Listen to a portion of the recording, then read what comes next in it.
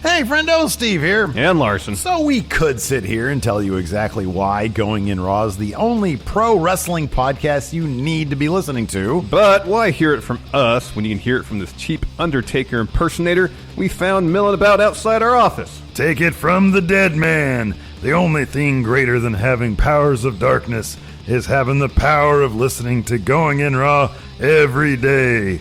Only when you've subscribed will you rest in peace. Now, where's my sandwich? Wait, what, sandwich? Did you tell him he could have a sandwich? No, I told him he could have your sandwich. Fine. Going In Raw, a pro wrestling podcast available every day wherever podcasts can be found.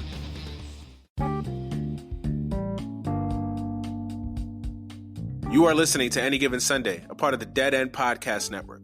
Please subscribe to our podcast on Apple, Spotify, Google, and all other podcasting services. Please make sure you check out Dead End Hip Hop, Dead End Sports, Dead End Gaming, Is the Mic Still On, Chris Platt's Strictly Hip Hop and Hoops Talk, and a host of other shows on our podcast network. Thank you for listening and enjoy the show.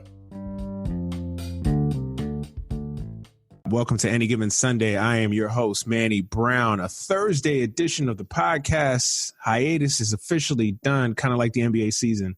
We are back and in the building. Back with one of our favorite guests, as always, my man, my podcast brother, BTG, government Manny, name Ronald Taylor. What's going on, man? That is my government name. You got to be corporate in these streets, man. The government, Ronald Taylor, aka BTG, aka Baylor the Great, back on the podcast. What's going on, man? Man, nothing much, man. Just catching up with sports now. We got sports is back, you know. Before we get into anything, man, how good did tonight feel? How good did tonight feel? No, forget, we'll get into the Lakers winning and all that, but how good did tonight feel to turn on the TV, you know, turn on TNT, have some basketball to watch? Ernie and Shaq and Chuck and the guys. I mean, it felt like old times again, right?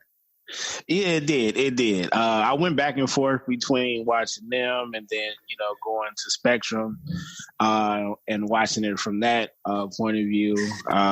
It felt good, no, just getting ready for the game. I know I was cooking and stuff like that, and I was just trying to hurry and get dinner done so I could just relax and watch the game. No doubt, man. No doubt. Same here. Had a long day at work, come home, watch the Mets and Edward Diaz blow another game. What else is new? And, you know, I figured the Lakers would give me something good to cheer about. It was a little suspect there for a little bit, but we pulled it out. Like wannabe champs are supposed to, you know what I mean? So it was a good night. It was a good night. Yeah, for sure. But before we get into the Lakers, man, it's been a while, man. It's been a while since we talked. I can't even remember the last time I think the last time was the NFL season starting up. Which feels like, ago? Yeah, dude. It feels like forever. It is forever ago. Shit, 2020 wow, dog years. Yeah, that was a while. Yeah, it's been a minute, man. So what's been up, man? How's the podcast? How's life over at Casa de BTG, man? Man, we just been we've been trying to stay active with inside the guidelines, the rules and guidelines of today's world. BTG for President still rolling, open run with BTG. Anybody want to step in the gym? Outside of that, man, we just been hanging in there, holding on. How's COVID-19 been treating you and the fam, man? Everybody good? Everybody healthy? Everybody safe? Yeah, I've actually my wife has you know, since I would say since we talked, but since the whole thing shut down, my wife got tested. I've been tested twice within like 10 days apart from each other. Outside of that, man, we actually been enjoying it somewhat. You know, we're glad that sports is coming back, but you know, we took a trip. We took a trip to one of the hot spots in Arizona. And the only thing about traveling and things like that is that when we go to different cities, we like to get out and go view the city and stuff like that. But we weren't able to do that. That was the only bummer part about that. So the one thing that COVID is taking away from us is sightseeing. Yeah, for sure, man. Tell me about it. It almost makes you not even want to travel. It's like, man, what's the point, bro? Like, if I'm going to be cooped up at the crib, I might as well just be at the crib itself. I don't want to be cooped up in a hotel. Yeah, no, I feel you for sure on that one, though. But you guys had a good time, though? So where in Arizona did you guys go to? We actually, stay away from the hotels. So we go out and rent out a house, Oh, okay. Whether it's Airbnb or, whatever. But anything that we rent out got to come with a pool. So 9 times out of 10, we just finding a spot to go get in that water, just chill and relax. Definitely. I feel you, man. So, since we talked, it's been, like, damn, it still feels like it's crazy. It's been a minute, man. It's almost a year, almost a few months, right? Yeah. Since we talked, obviously, so much has changed in the world. So much has happened.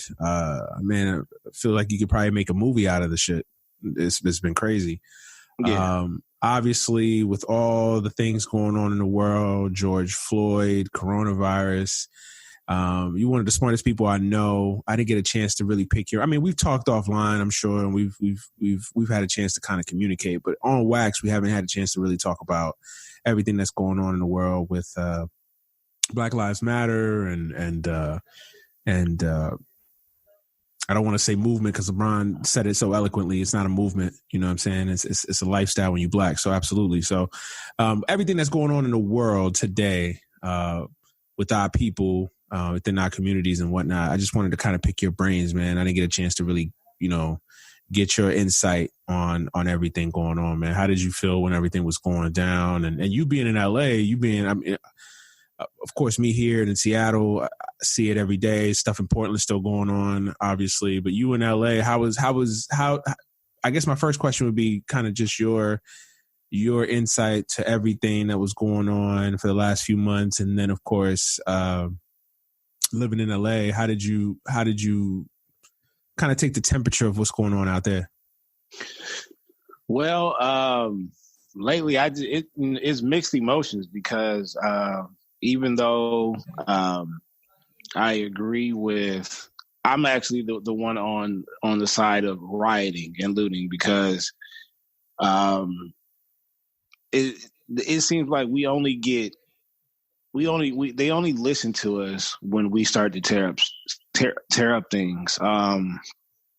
And when we first got the curfew, I got back-to-back messages. First, it went from 9 o'clock to 8 o'clock to 6 o'clock to 5 o'clock. Mm-hmm. And that was just showing how, like, gradually things started to it started to get real wild. It started in Melrose, and the protest was strong out here. Right. Then after a while, man, I kind of like tried to block it off because it was just getting too heavy at that point. Just a lot of stuff that was going on in the city. Besides that, on top of that, then just living in this world in general, that's when COVID was still, the numbers was jumping out here, and it was just, it just got out of control, man. But I keep my sanity. Like I said, even though we did travel to a place where a lot of people wouldn't feel safe traveling to, we had to go get our peace of mind. You know what I mean? We had to go travel outside of the city, chill, and just be amongst our loved ones in just a different environment than what we were used to being in at the time.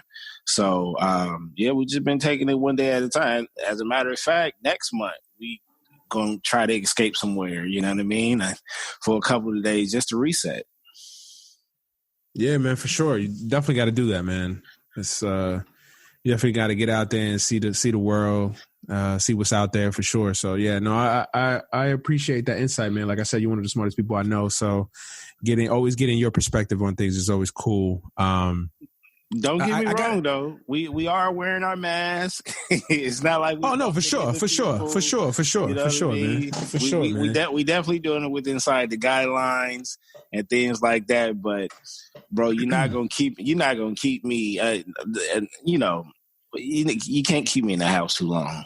You know what I mean? Now, I'm not about to sit up here and disobey the rules, but I'm definitely gonna take care of myself while I'm still having fun. Bro, I'm the same way. I got to get out of the house, man. Especially in the summertime, man. I can't be cooped up in the crib, bro. Like I gotta go somewhere, man. And I understand that, like a lot of people will say, if we just sit down and let this stuff run its course, then, we will be looking better right now. The numbers would probably be looking better. That's true.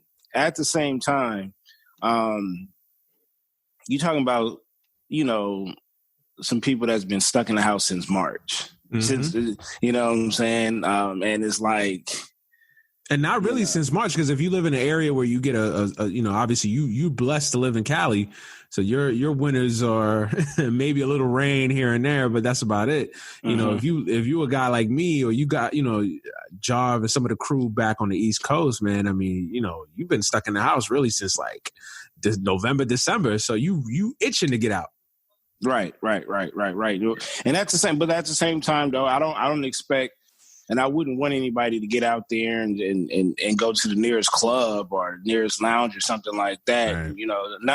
If you go out, like I recommend people go out and go rent out an Airbnb for a couple of days. You know what I'm saying? Just to change the scenery. Common sense, like man. It's common sense. What I like to say is common sense, man. I mean, obviously, we all know what's going on. We all know it's a pandemic. There's not much that we can control. The only thing we can control is what we can control. So wearing masks, social distancing, not being amongst large groups, and large gatherings and whatnot. But just be common sense, man. Like some of the people that the first time some of the phases, phase reopenings happened. What is the first thing people did? Go to a beach. Like, I don't know about you, but that's like the last place on earth I want to be is a freaking beach. During a pandemic, you know what I'm saying? It's just like, and then it's like, there's no social distancing. Nobody's wearing a mask. I mean, you got to have common sense, man. And that's the biggest thing that I say is just, you got to have common sense.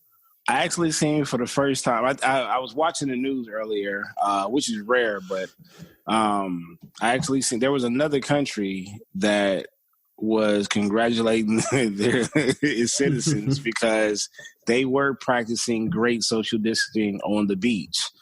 And I thought that was dope. So it can be done, but as of right now, like we're not going to get back to being normal for a solid minute. So until we have a vaccine, man, a vaccine, it's hard to imagine normal. I would just say like, and it's easy for me to say because I am a creative. You got to tap into that creative side and figure out how to have fun inside these rules. That's all you have to do. You know what I mean? I know it's easy. It's easier to say, but it's like, you really have to tap into things that you really love, that you're passionate about, and try to fit it inside these rules, and it'll be all right. Yeah, absolutely, man. 100%, absolutely, man. So do you feel like LA has done you proud, man? Like you feel like everybody's, been honoring the guidelines, and besides the protests, obviously that's a whole nother ball of wax, obviously. But, before and after, the kind of the protest there for a few weeks when everything kind of got out of whack, do you feel proud of your area that everybody's kind of been honoring the guidelines, social distancing, wearing masks, for the most part? Well, yeah, as far as our upper management, our mayors, so on and so on, they've done an excellent job at responding like quickly. You know what I mean? Right. And then even there and the cities around LA, et cetera, it's just they've been doing a great job. Now I will say this. Not everybody, as left as we are, not everybody out here is as cool and understanding as some of us. So you do have I can say it. We got some Karens out here.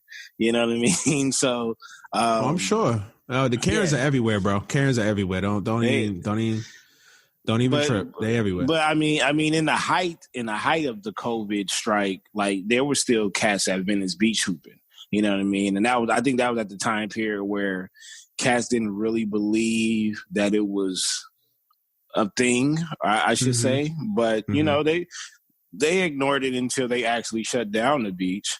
But for the most part, like you can't do nothing about the people.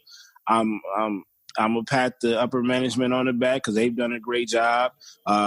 the sports organizations and the clubs out here has been doing a great job, including the Lakers and the Clippers. The Raiders is not a part of this state anymore, but it will always be a part of this state. But they've done a great job, and so on. The Dodgers opened up their stadium for COVID testing. So yeah, I'm overall I'm proud of the city. That's what's up, man. And I just thought of something before you jumped on, man. Has LA had a worse? I mean, I'm sure we could find a time in history. I'm sure. So I'm not trying to overstate this in any way, but man, it's been a rough 12 to 15 months for LA, man. If you think about it, you know, Nipsey Hussle, then, you know, the death of Kobe, COVID, everything going on with the racial strifes and everything going on in the country. It's been wild, man. It's been wild in LA.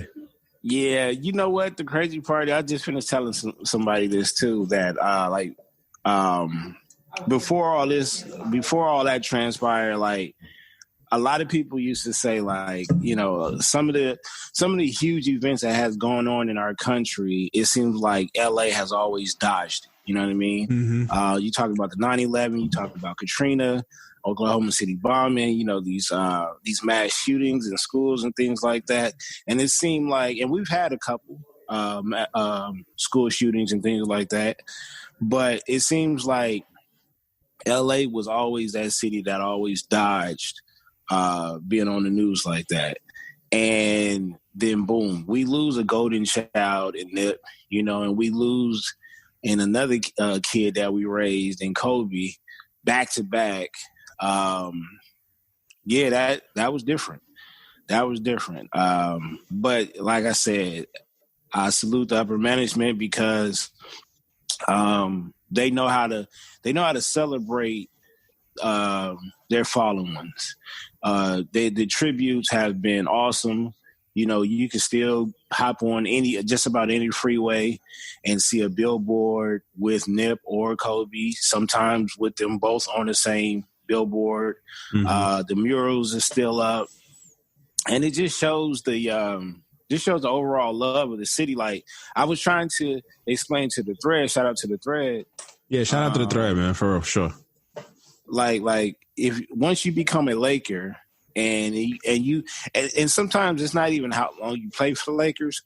It's just, you know, when you become a real Laker. And so I know the jokes was flying when Cass heard that Caruso had got a mural. And I'm like, but no, since day one, we've always paid respects to all our players. Yeah, we probably catered towards the Magics, the Kareems, you know what I mean, the Shaqs, the Kobes, and things like that. But Nick Van Exel would always be a Laker. Eddie Jones will always be a Laker. Facts. You know what I mean? So all these role players that play for us, like, they're near and dear to us. You know what I'm saying? They walk the streets all the time, like, and fit right in at times. Without being spotted or being bombarded or something like that. But that's how it is, you know what I mean? And losing two legends of LA, it hurt. But like I said, I salute the city for, you know, keeping us happy in a way by just celebrating their lives every day almost. Yeah, no, for real, man. That's dope. Yeah, it's crazy. I just thought of that as we were setting up. I was like, man, LA's had a rough go of it the last few months, man.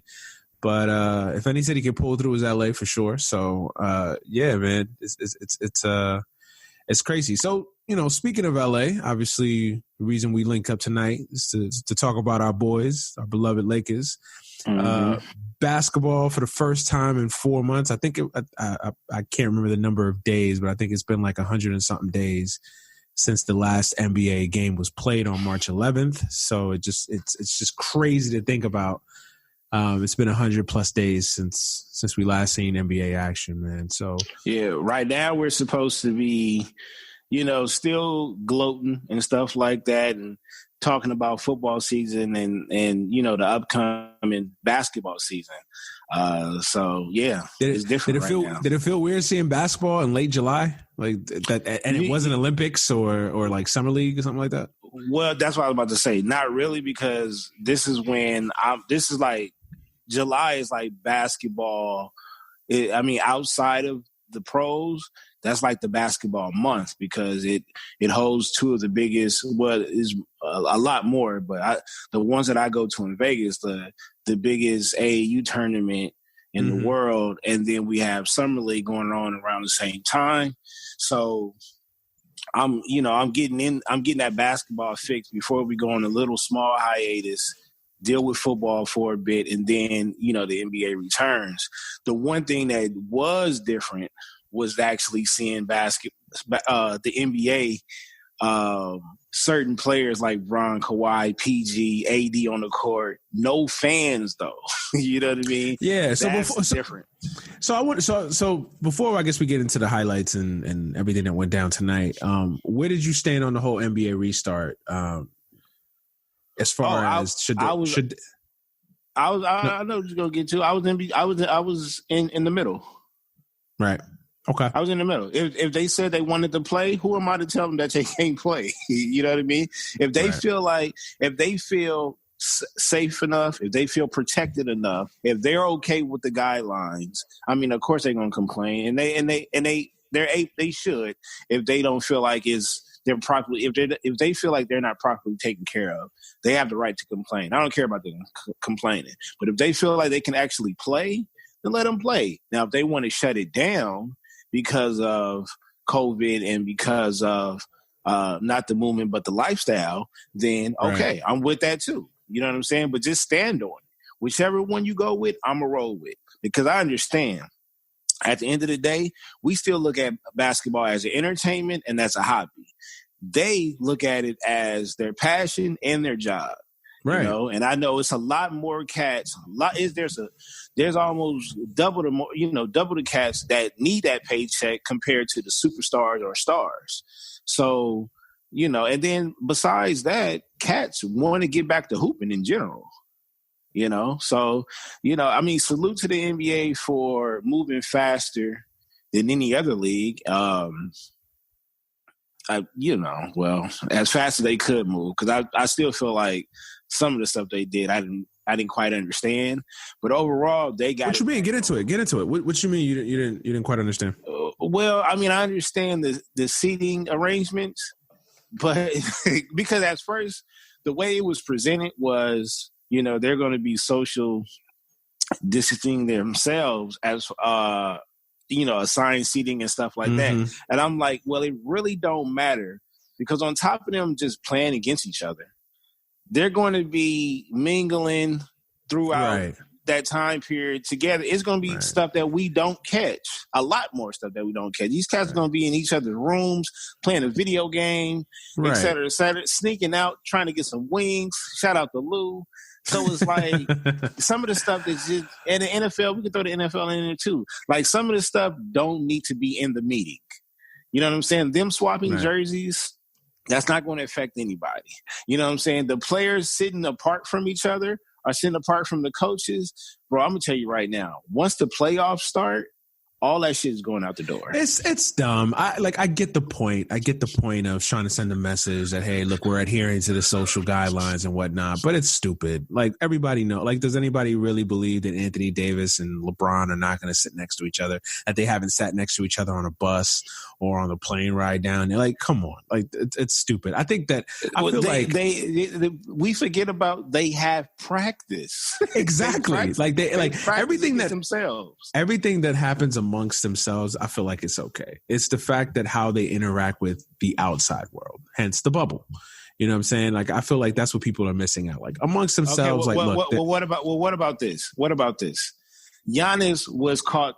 I wouldn't say caught, but they took a picture of him and his two other brothers together. Right. In other words, people are going to be around people, especially if they related. So it's like, and teammates and all, like, and there's going to be, I'm pretty sure Chris Paul is going to link up with Bron or something like that. Them cats is going to talk, bro. They're going to bump shoulders. Like, that part I don't get. Now, if a player was to leave and come back, I understand that. But during the game, bro, knock it off. Yeah, I agree. I agree. It's cartoonish at best, you know, to expect that these guys are not going to. I mean, because you see people on Twitter right now making, oh my God, they shook hands. Aren't they supposed to be adhering to the guide? I'm like, shut up, Manny. They shook hands, but taking the charge wouldn't be. Yeah, exactly. Yeah, no. Bro, I'm with you. I'm with you, bro. They will call a hand check. That's during the game, by the way. Come on, man. Absolutely. Yeah. No, I'm with you, man. Who be in these meetings? I need to know. I want to be there. Listen, man, I don't know. I mean, I have more. Look, we'll see. Well, before I get into that, I guess my biggest thing is, you know where I stand, because we've talked offline about it for the last few months, that I was one of the bigger proponents of not having sports in 2020. Just because I feel like we just don't know the magnitude of this virus. We don't know what we don't know yet. And I feel like and part of it was also for instances like this, where people were going to see, they're not social distancing. Like everybody was going to nitpick every little interaction that these athletes are doing. Because again, they're athletes. They have to play. Their job is to play a sport. You know, they're not like me and you that can sit at home and work on a computer and, you know, quote unquote, we're working from home. You can't play NBA basketball from home. You know what I'm saying? Unless you're on 2K. You know what I'm saying? Same thing for NASCAR, same thing for MLB, NHL, so on and so forth. So these guys have to play. And not to mention, it's also a capitalistic decision, a capitalism decision. You know, these leagues are losing money by the day. A lot. You know, the NBA, if the NBA season had never resumed, I read somewhere, I think it was in the Sports Business Journal, the NBA would have lost somewhere around $700 billion. They're actually gaining $400 billion just by resuming and having the playoffs. So they're only going to lose 300. They would have lost 7. Now, don't quote me on those numbers, but it's somewhere around there. And it's like, it's crazy. It's like, people don't understand, like, this is a business. You know, at the end of the day, they're making a business decision. My biggest thing was, at what point are you compromising the look and the feel and the aesthetics of your sport? Meaning the bubble, and we'll get into that tonight, but you know, the bubble, obviously these teams, you know, these games are not going to be played in NBA arenas. They're going to be played in basically an amateur gym in Disney World, essentially.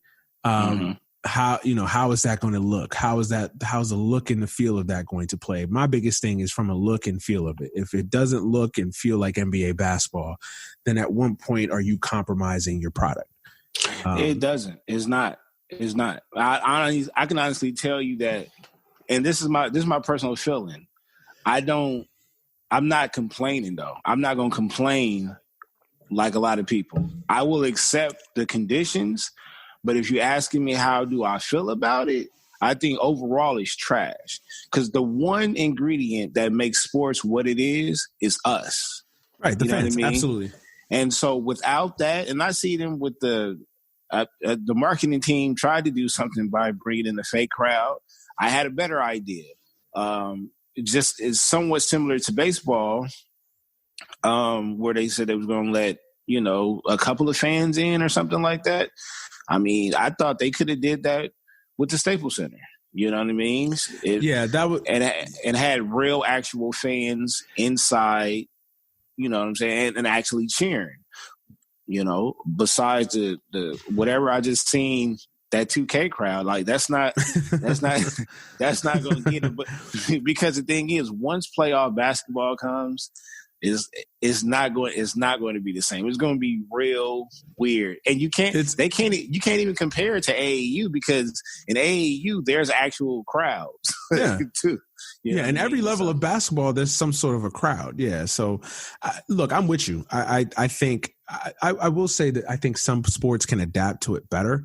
Like, I think the NBA needs a crowd. I think the NFL needs a crowd too. Like, I feel like basketball and football are sports that are feed off that emotion. I mean, every sports need that crowd interaction. I'm with you totally 100%.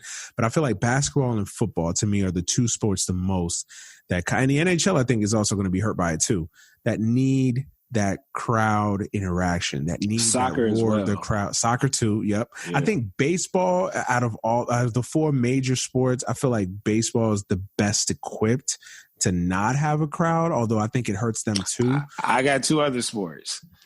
The golf definitely don't need nobody there. Right. Well, golf, yeah. And it probably helps somebody a little bit more. I don't know. I think bowling can go both ways.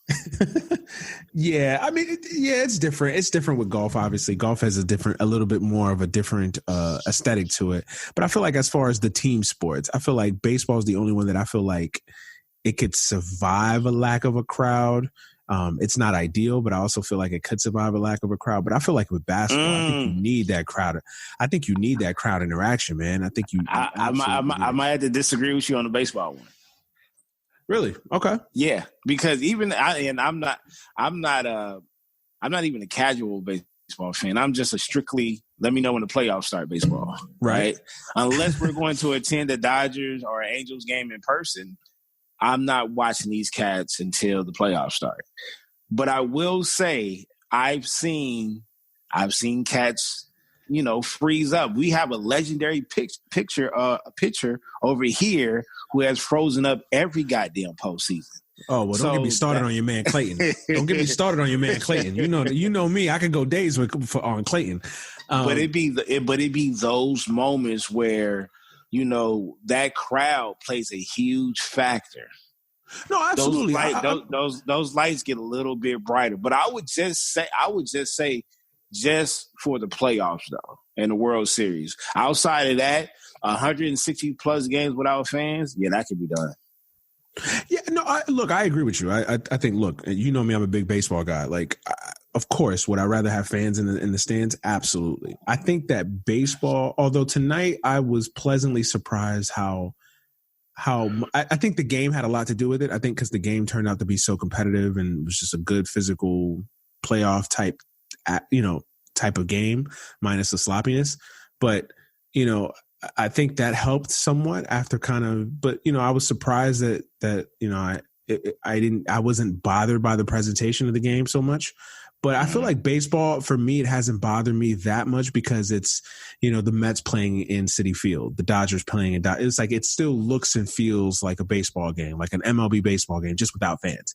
With basketball, and I think I said this on Just's podcast. Matter of fact, shout out to Just and Above the Rim podcast. I was on there along with Erica Fernandez. Go check that out. That's a dope episode we did. Erica, the Spurs fan, huh? Yeah, the Spurs fan. I don't know how she snuck that one in there. I don't know how she. Erica, you're gonna have to holler at me. I remember you was on D-Murphs.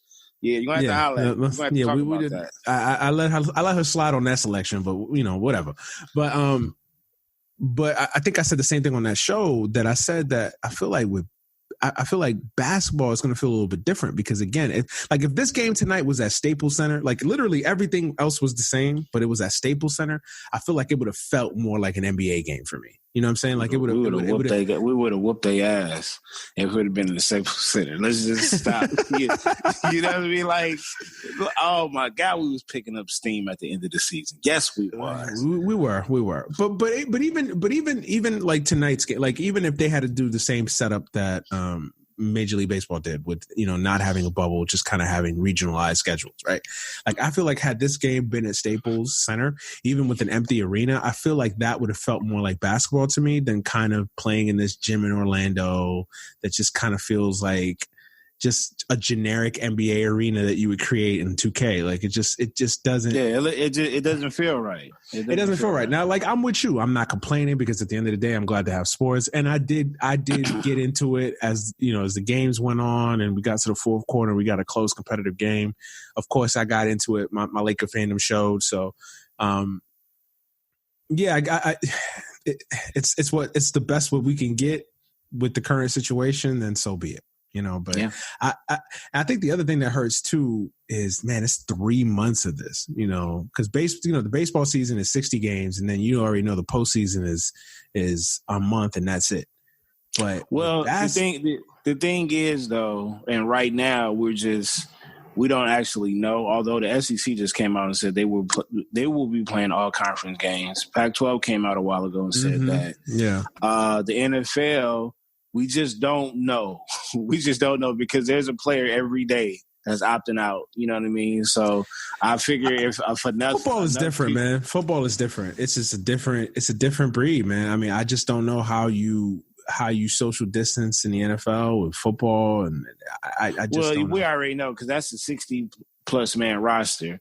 But I mean, I would say on the greedy side, I mean, we even though we got 3 months of this different type of basketball we're watching, at the same time we could be getting 2 other sports at the same time to add on to this. So I don't think we're going to be as bothered by it if we was to get college football and the NFL football to start. Because it'll be, at that point, it will be trying to adjust to all 3, including if they continue to do baseball. So you're trying to adjust to all 4. And, you know, as long as we have sports back, I think slowly but surely we'll get kind of used to it. So I don't think it'll bother us too much. You're right. And then you got to think fantasy football is right around the corner, man. And you know that's going to keep us occupied. Oh, you already know. Yeah. No, I mean, look, I think obviously we're so spoiled to live in a world where we have fans in the stands and people are going crazy, 50,000 people, 20,000 people in an NBA arena, whatever, going crazy. It's a new normal. It's a new normal right now, and it's going to take some getting used to. It's probably going to take me, you know, maybe about 10 games or so to get kind of really used to it, maybe before I kind of like, okay, I accept it. It is what it is. Probably less than that. We'll see. But I will tell you this. I didn't like the NBA's. I didn't like that there was 22 teams. I felt like they should have came back with the playoffs. And I know that I'm kind of in the minority. Or you agree? No, I totally agree. I don't even know. This is pointless at this point. Yeah, it's pointless. Like, look, we know who the 16 teams playoff teams are. Let's just start the playoffs. All right. Like having these 8 seeding games, like what's the point? I get they didn't want to have the players start right off of a 4-month layoff right into the playoffs, but these are professional athletes. I don't doubt that they're in shape. I don't doubt that they could pull it off. To me, having 8 teams that don't, like, does anybody want to see Spurs and Grizzlies? Like, who wants to see that? Like, fam, let's go. Like, let's start the playoffs tonight. Like, you know what I'm saying? Like, I don't want to see this. Like, at the same time, like, this is the world we live in, though, man. It's like everybody. It feels like if there's a chance, give them a chance. You know what I'm saying? And it's easy for us to say because we're back in the, we're back in the spotlight now. You know, but a couple of years ago, we probably would have been asking for. Yeah, you're right. To squeeze up in there, you know what I mean? You're right. Some of them dark days, bro. Some of them dark days where Robert Sacre is the starting center. I don't think we would have been asking for. We don't have too many dark days. I understand that, for the past, 6-some odd years, they've been, a lot of people have been happy the dark side has been out for a while, but we back that long. I've seen other franchise, carry a whole, yeah. Oof. The Knicks. Hey, you know what? And the cool part about it is, me being a Laker fan, I'm a deep in the closet Knicks fan, and I like Chicago. And both of those franchises, you put both of their records together, they trash. Man, but we need them back though.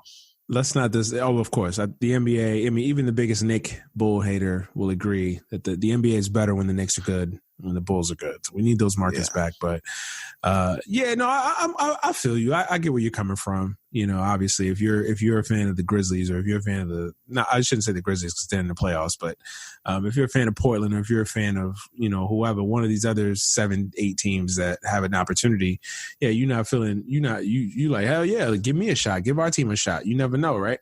Mm-hmm. But I was more so coming from I didn't want to be disrespectful to those teams that are not giving them a chance. It wasn't nothing like that. It was just, with everything going on, we see how difficult it is to get through this. I wanted to just get over with.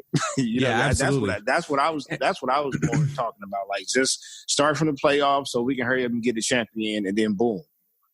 And I'm still there too. And that's another thing that I'm concerned about, man. I think everybody in the glow and in the zeal of basketball being back, right? I feel like, Adam Silver, I'm begging you. Let's speed this up, okay? Let's get this going, man. We got to get it over with, get it in, before this second wave or the rest of this first wave, whatever wave we on right now. I don't even know. We got to get it in. So that means, I bet not see the first round take 3 weeks. I don't need to see the first round take 3 weeks during the pandemic. Yeah, I thought they should have changed the format a bit, but 5 games, bro. 5 games. Yeah, man. Come on, yeah. 5. Honest, do we need to see a first round series between the Bucks and the Magic take 3 weeks? We don't need to see that. In an empty arena, at that, nah. Man, when it come to the goddamn Eastern Conference in general, I'm not gonna lie to you. I like Miami. That's a hot team. I watch them. I don't care for Philly anymore. They had their window. Boston is still lingering around. Watch out for Toronto. So I will watch. That's a good matchup to me. I mean, Milwaukee, they're the favorites over there by default. But outside of Milwaukee, man, I would like to see a Toronto and Miami Heat matchup. I'll watch that. Everybody else could just leave the bubble. Right. I mean, I'm not even speaking it from that. I'm just saying, the NBA likes to prolong and protract these things for forever. And I'm just like, let's get it in, man. Y'all been off for 4 months. Let's play. We're going to get some 7-game series. I don't want the thing that's going to piss me off if it's 3 days in between game 1 and game 2 of the first, of Orlando and Bucks. Come on, son. Y'all there ain't no travel. You don't need 3 days of travel. Come on, son. Let's play the game. You know what? You make a good point. That it shouldn't have to be that long. I agree with that. And the good thing about that is that I believe now we seeing everything, we seen what Lou did. We seen a lot of players take personal, leaves from the bubble. Yep. I think once the playoffs start, everybody's going to be a little bit more focused. So let's hope, and I believe that will be the case too. But let's just hope, because I'm also because I said this on the podcast too the other day. I was like, I don't worry about the NBA from a health and safety. I worry from the human element. I feel like the longer you keep these dudes quarantined in Orlando, away from their families, away from their hoes. Yes, I said their hoes, away from their lifestyle and everything that they know. I feel like the more antsy these people are going to get, the more, less discipline they're going to get, and you're gonna have some dudes doing some uncharacteristic things. So, for instance, they're already doing it. Yeah, they're already. Yeah.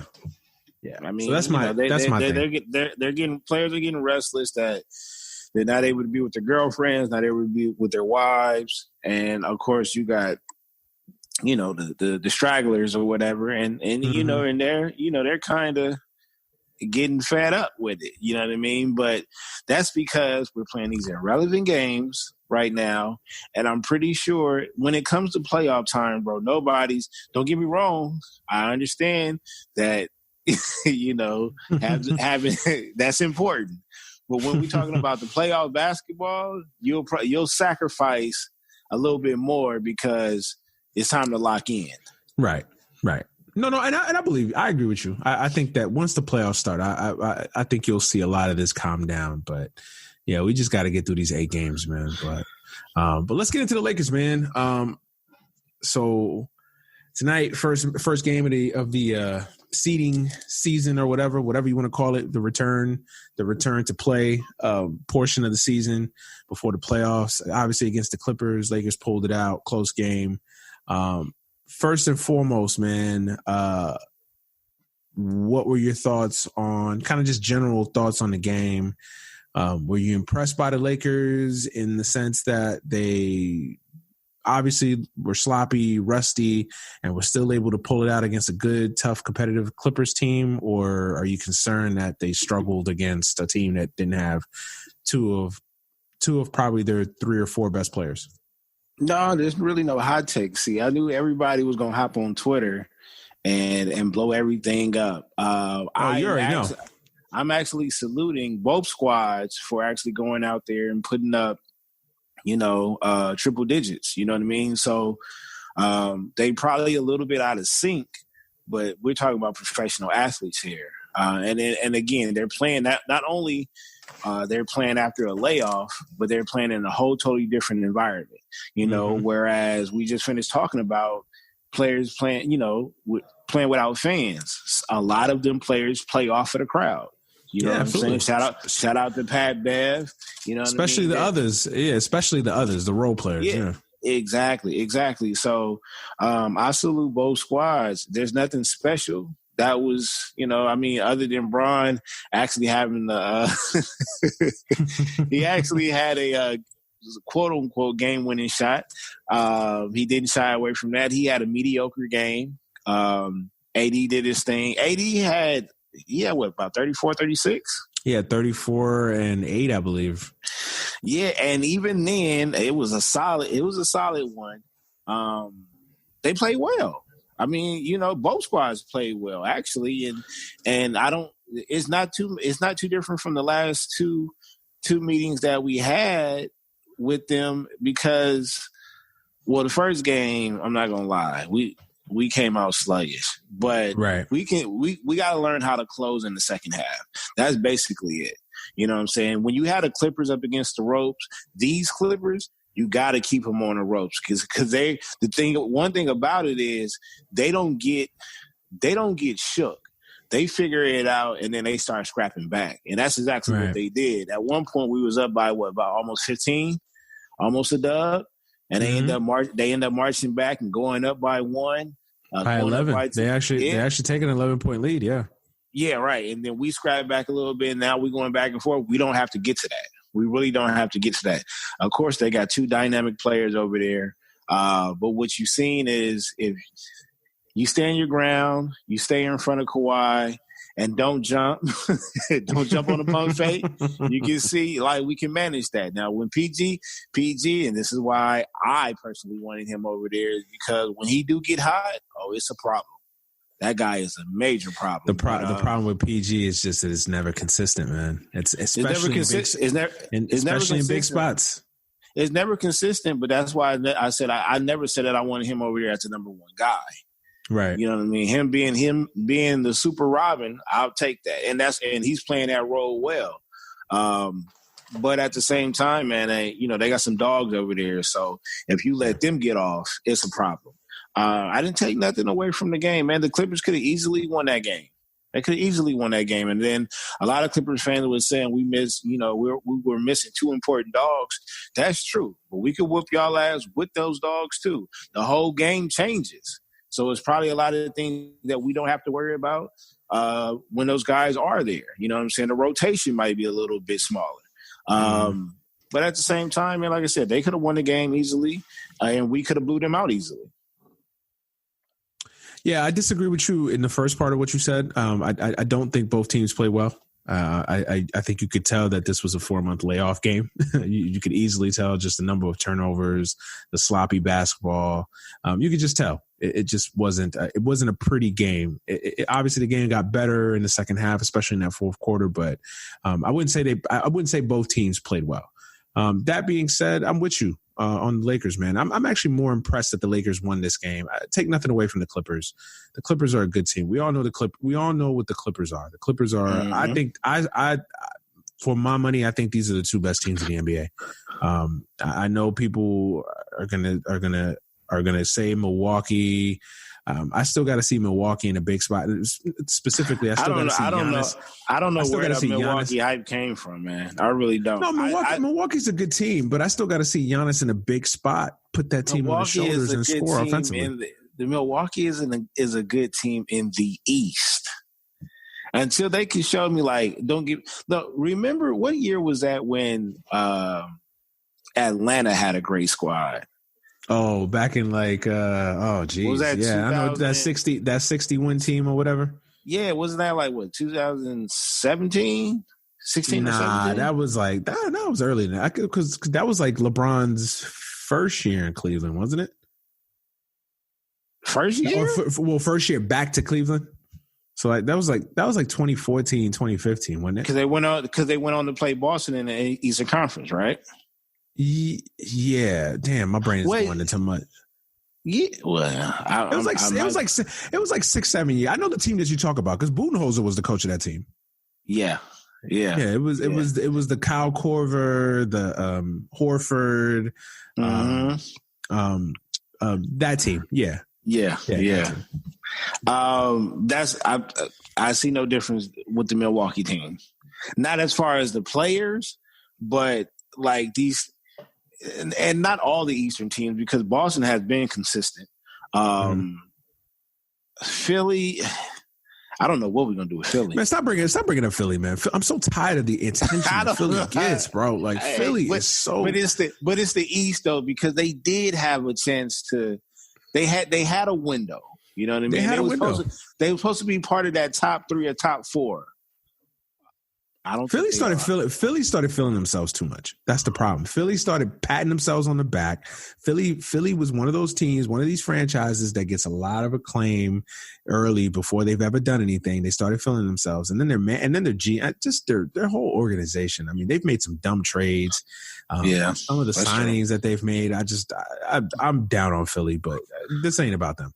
But no, I think Milwaukee. I think Milwaukee's a really good team. I do. I'm not going to dog on Milwaukee, but I think Milwaukee is in the same boat that a lot of teams with a lot of young superstars that are at that point of ascension are at. That until I see Giannis in that big spot take over and be that offensive force that he needs to be in order for that team to win a championship, I'm just not right. I just don't believe in Milwaukee just yet. So to me, I think the Clippers and the Lakers to me are the 2 best teams in the NBA.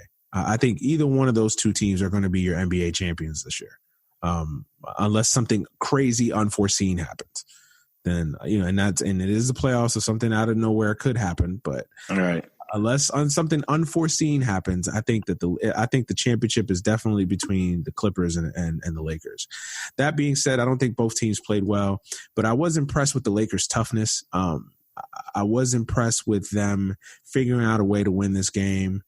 They could have used every excuse in the book. Oh, we're up by 4.5 games in the standings. The Clippers need this game more. We've been off for 4 months. Yada yada yada. The Lakers could have used whatever excuse in the book to kind of to mail this game in, but they didn't. They played hard. They fought hard, and I think the most impressive thing for me is a lot of Dion Waiters played well. Kuzma finally showing signs of life. I think this is probably the best game Kuzma's played in months, maybe a year. Caruso doing Caruso things. I'm happy with my boys, man. I know a lot of people on Twitter are like, oh, the Lakers were this. They lucky they should have beat the Clippers by more because they didn't have Montrezl Harrell and Lou Williams. That being said, look, a win is a win. And at the end of the day, this is still a really good Clippers team, even without Harrell and without Williams. It's still a damn good Clippers team. And, I'll take the win. Yeah. I mean, I can't argue with that at all. I'm going to take the win, too. I don't care if we win by 1 or if we win by 30. I guess people are looking for a statement, though. That's what they're looking for. They're looking for a statement. Yeah, but I mean, you want to tell me this is game 6 of the 8-game seeding game, and you're looking for a statement? Okay, the first game after 4 months, like that's a little unfair. Man, it all comes down to is the Lakers, because if the Clippers would have beat us by 1 point, I know, it would have been crazy. I know. Trust me, I know. So that's why I'm just like, whatever. So let's kind of get to some players. What did you think? Obviously, AD played great. What did you think of Kyle Kuzma's performance? I'm Kyle Kuzma. I'm on his side. Yeah, all right. Facts. I know they is not. Can we please? We got to bury this. Like I'm just about done with this whole Biggie versus Tupac and who. Like, can we please leave this Kyle Kuzma versus BI alone? Okay, like. It is at this point it's pointless. We know BI is a better player. He just probably wouldn't be a better fit. Point blank. All Cal has to do is just go out there and play his role. He has never really had an official role since he's been on the team. When we did push him to be, I guess, the number 1 option, I don't know if he's not that type of player to take on that role. BI is. I'm on record as saying BI should have a chance to lead his own team. It just wouldn't be the Lakers. I don't think Kyle Kuzma is built for that. But also, I feel like a lot of people have revisionist history with BI, man. I really do. Look, I love BI. Where I stand with that. Him getting off. He's getting off right now because he has the freedom. But you can't sit up here and tell me that BI would have been a better fit, but at the same time tell me that he's not a good fit with Bron. Right. On top of that, with AD, like, bro, like, I mean, it's not gonna happen.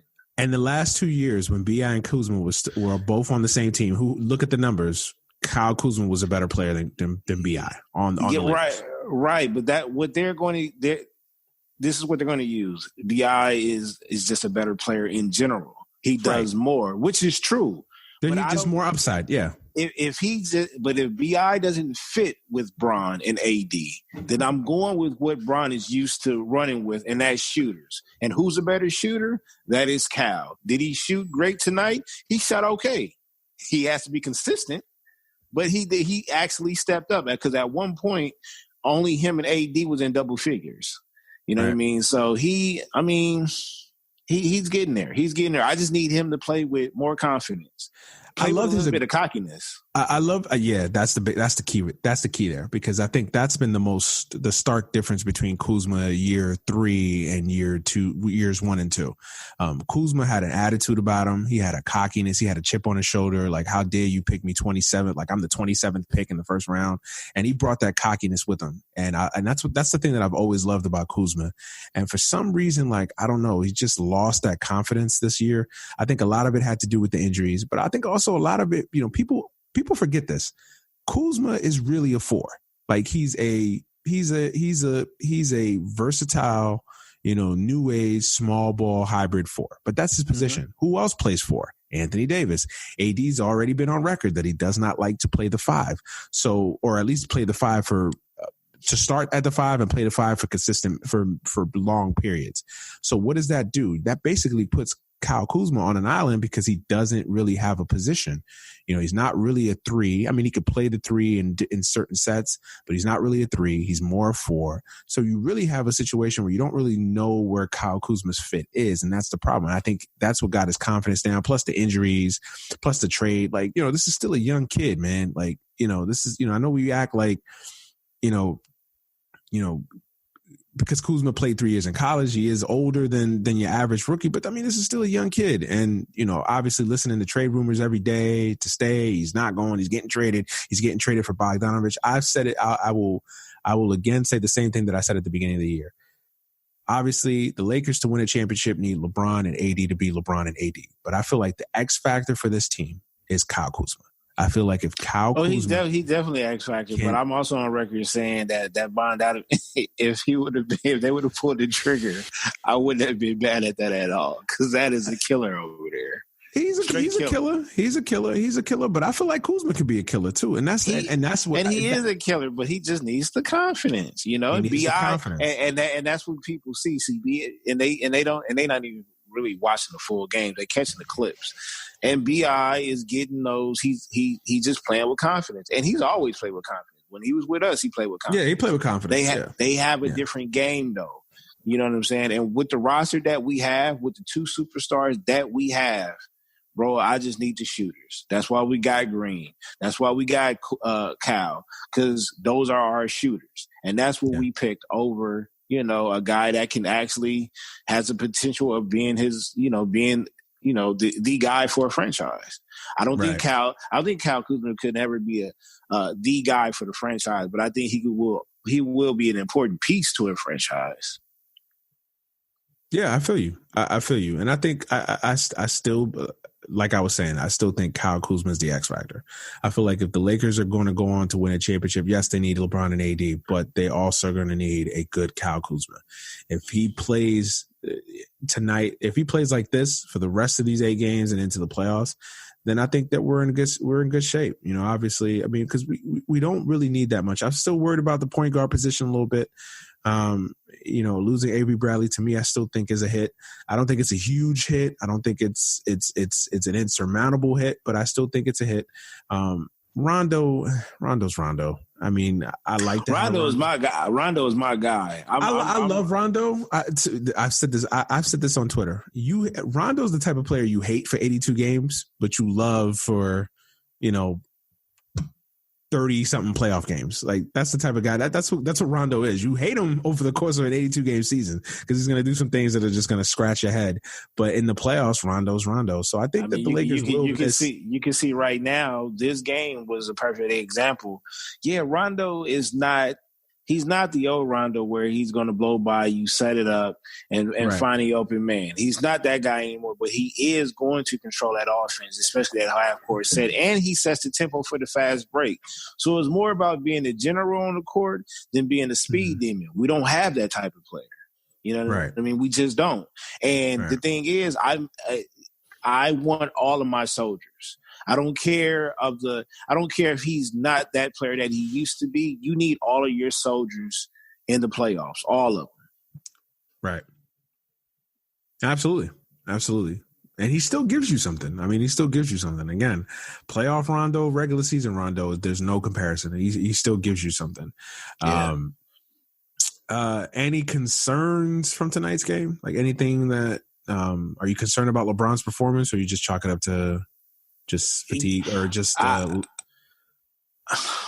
don't think that's why I didn't really blow this game up like everybody else did. I think Bron is just I think for the most part they're going to play in cruise control because I think they just want to get to the playoffs.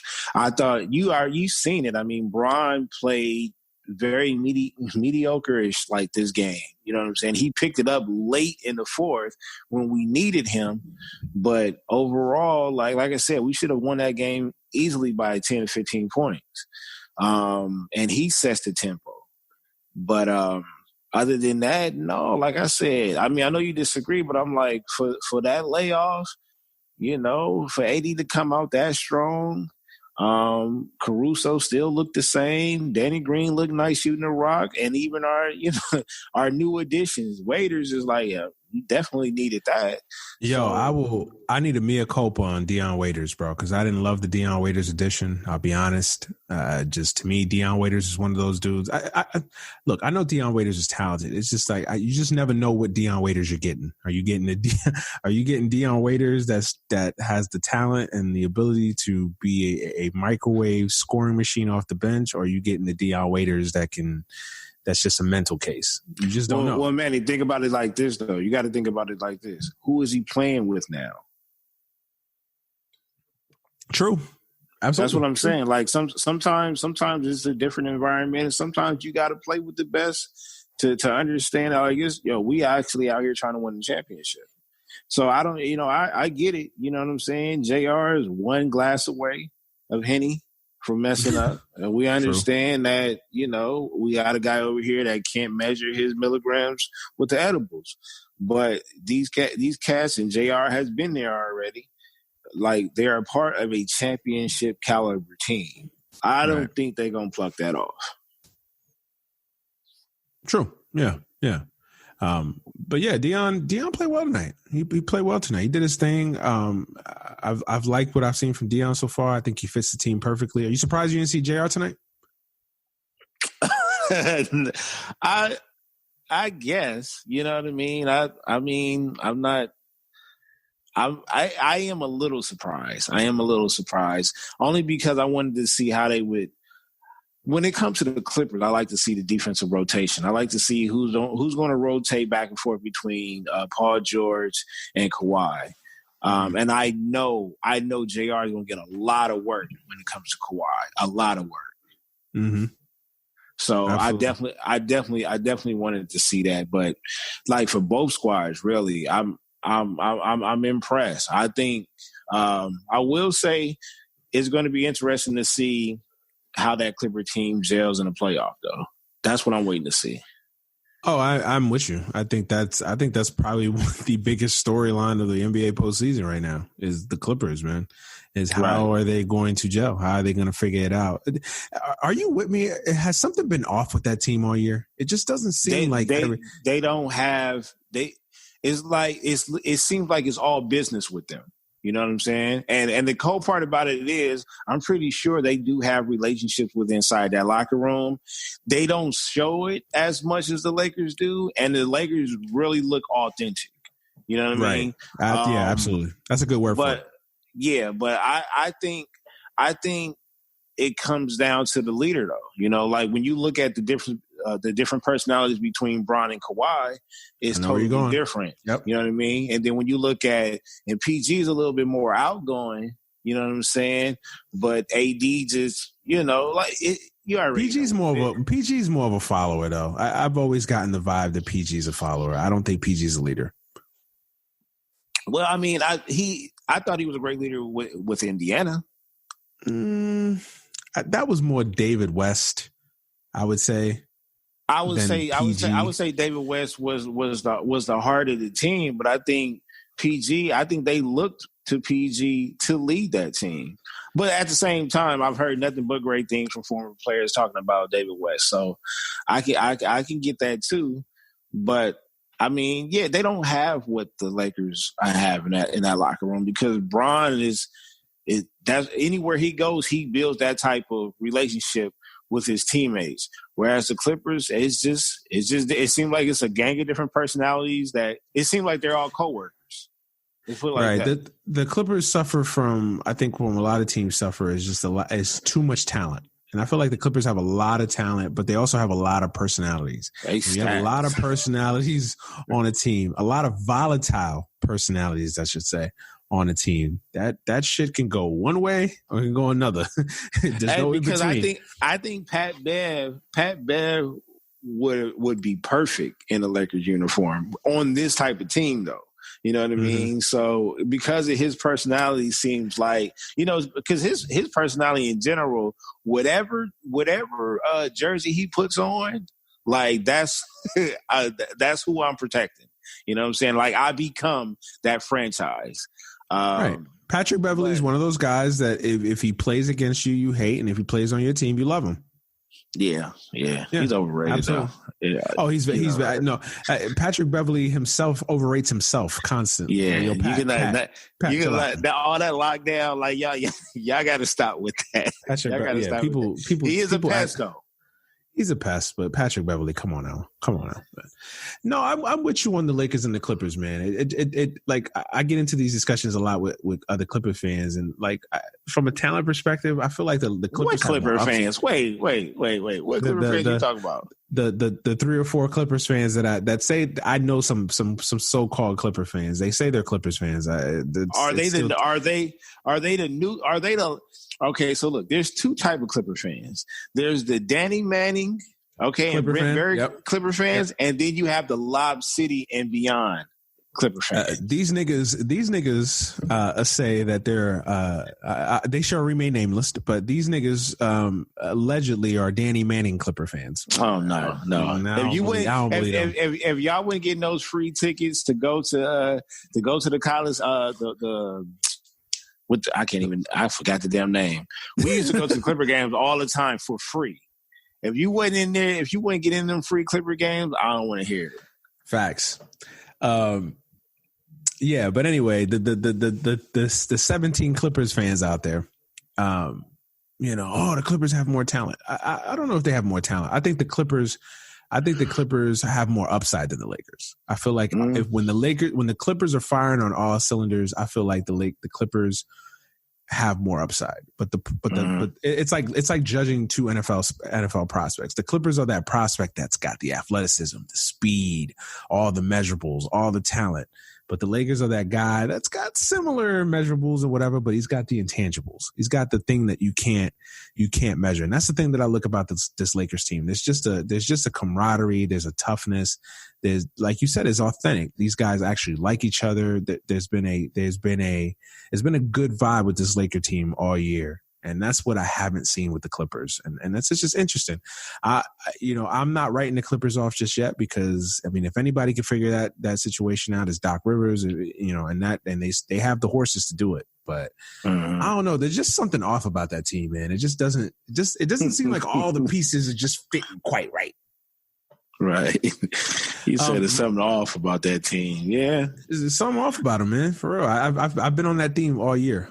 Before we get out of here, man, any thoughts on the first game? Nothing, man. It just looked different. You know what I'm saying? Like I said, not seeing, especially with that matchup, not able to see like the pureness of the Staples Center and the fans, even seeing some of the Clipper jerseys and stuff like that. That was just different. You know what I'm saying? The basketball that I picked up, it didn't seem like they missed a beat to me. Yeah, it was a little sloppy, but I guess it was because of the warm-up games they had before that. But outside of that, it's just not seeing, real life fans, and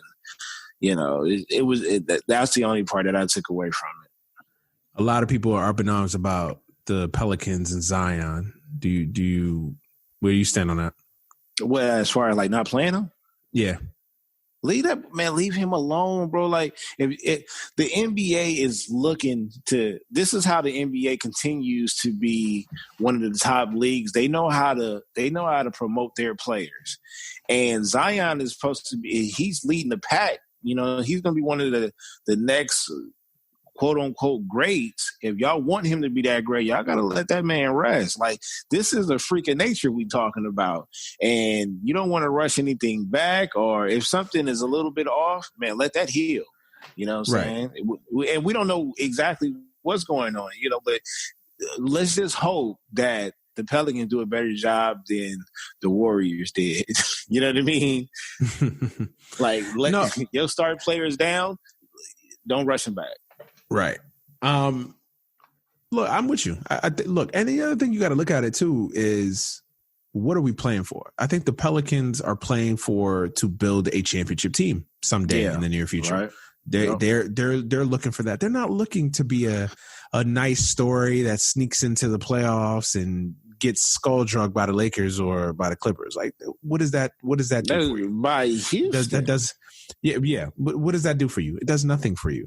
The Pelicans are like, yo, you know what? If he's healthy, we'll play him. But if not, we're not going to sit here and put caution in the wind. He's our franchise. He's our meal ticket. This is the guy that could potentially win us a championship in New Orleans someday. And they're not going to risk it for what? 7 somewhat meaningless games that the Pelicans are not winning a championship. To me, you play this game to win a championship. You play to win championships. You play to win the game. Exactly. You play, and by winning the game, I mean winning championships. And if that's not what you're doing, then look, they know more than I do. I'm not sitting here critiquing. Look, do I want to see Zion play? That's a fellow member of the Brotherhood. I'm always going to rock with Zion. I want to see him play. Can't stand that brotherhood. Hey, watch your mouth, bro. Watch your mouth. I'm just saying, Betty. You know what I mean? Watch your mouth. I want to see Zion play, but hey, man, these dudes are smarter than I am. So, give the Pelicans time. They'll have Zion will have his day. He'll have his day. Anything else, man? Anything that caught your eye tonight? Anything you want to cover before we get out of here? Yeah, not tonight, but I need to ask you, like, so how are you doing? You a Jets fan, right? I just need to know if you are right. Oh man, you know where listen, man. On the Jamal Adams thing. Hey, y'all just made the NFC West look that much better. Listen. That's Jamal crazy. Adams, I don't trust the Jets organization, and I'm a Jets fan. I can't stand Adam Gase. The owner's incompetent and a racist fool. And Joe Douglas, he comes with great credentials and he knows what he's doing. So I'll give Joe Douglas a pass. Look, I don't blame him for this Jamal Adams situation. Look, Jamal wanted a contract. The Jets weren't going to pay him. And they had to get rid of him. Who are y'all paying over there? Well, I think the philosophy for Joe Douglas is, I'm not going to sit here. I'd rather spread that money. I'd rather put ourselves in a position to get more players instead of spending, $100 million potentially, or almost. I agree. On a safety. That. On a safety. Yeah. You know what I'm saying? No, but he's just not a safety, though. He's a safety linebacker. Safety linebacker, a safety of that caliber. Yes. It's just to me, a Jamal Adams is a luxury. He's not a guy that you build around. He's a guy that if you get, he's a luxury. Oh, this dude is amazing. Like, Jamal Adams. Jamal Adams to the Jets is what Khalil Mack is to the Bears, bro. I would say Khalil Mack is a defensive linebacker type edge rusher is always going to be a little bit more impactful than a safety. Well, that's way more important than the safety. But I'm saying as far as leadership, right? And I'm not even talking about just. And he is probably a more vocal player than Khalil Mack. But that guy he's special, man. He's special. He's special. Look, would I wanted to keep Jamal? I'm not one of these Jets fans that's going to sit here and destroy Jamal Adams. I'm up. I don't like the flip flop. Y'all are a pass rusher away from having at least a top 7 defense. I agree. And well, the Jets have been a pass rusher away from being a lot of things for like 20 years, but that's another story. Look, I don't like how Jamal Adams handled the situation. I really don't. I think Jamal Adams, he handled it like a clown. I'm not gonna, because I've gotten into it with other Jets fans like, oh, you defended Jamal Adams. No, Jamal Adams acted like a clown. But did the Jets deserve the benefit of the doubt either here? I mean, Adam Gase is a fucking clown. And Chris Johnson is a buffoon as well. So this idea that the Jets somehow get the benefit of the doubt, and I know Joe Douglas comes well respected. I'm gonna give Joe Douglas a pass because this is his first year, so he's just coming into a bad situation, and he was just left to fix it. And Joe Douglas is an old school guy. He's like, yo, I'm not gonna pay a safety, $80-90 million when my quarterback still needs receivers. We're still building the offensive line. We're trying to build this team for long-term success, not for right now. And I can't be mad at it. But yo, I would have been mad if we traded Jamal Adams and got a fucking bag of footballs. But yo, to get 2 first-round picks for a safety, a strong safety, in the box safety, 2 what the hell is Seattle? Like, yo, Seattle must have thought this nigga was Ronnie Lott. Well, I mean, because they are technically. They're going for it. Yeah, so exactly. I don't blame them. But damn, 2 first-round picks for Jamal Adams and a third. So essentially, think about it. Essentially, the Jets plus their own picks could possibly pick up 5 players. Top 100 players in 2 drafts. Man, now, you already know how the draft goes. A hit or miss. Listen. You are talking to a Jets fan. Trust me when I tell you, I have no confidence in this franchise when it comes to drafting players. Trust me. Trust me when I tell you. We need a receiver.